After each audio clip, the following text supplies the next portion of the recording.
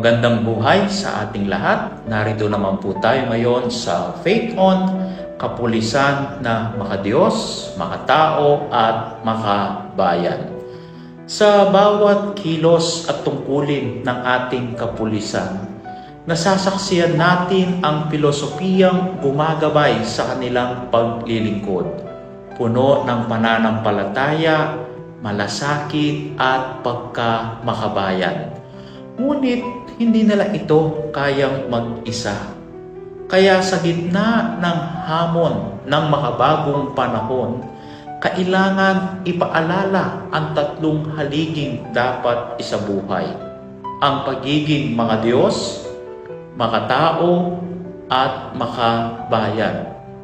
Hindi ito dapat manatiling slogan.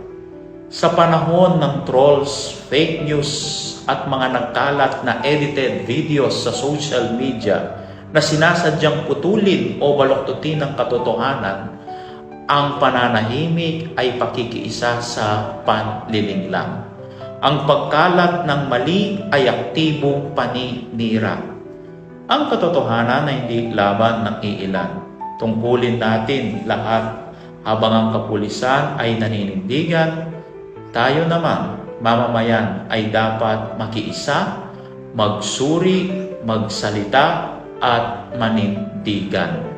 Sapagkat ang katotohanan ay hindi na ipagtatanggol ng iisang hanay o ng iisang organisasyon lamang, kundi sa pakikipagtulungan ng bawat isa sa atin.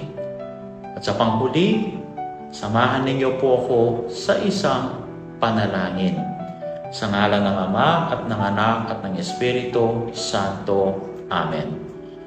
God of truth, strengthen our police officers with courage and justice, rooted in reverence for you.